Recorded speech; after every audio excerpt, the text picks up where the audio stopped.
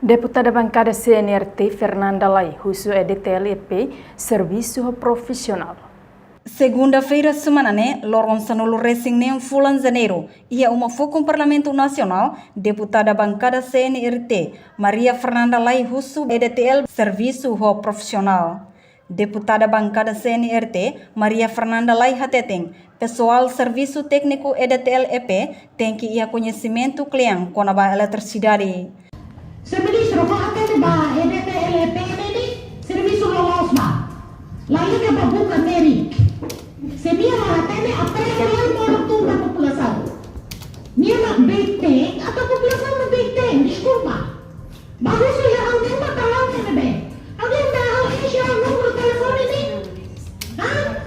Tambah experiência ia terreno haturo, pessoal EDTL balon la ia capacidade, no conhecimento na tom, ato explica quando ba usa eletricidade, benefício no impacto ba moris lorlorong.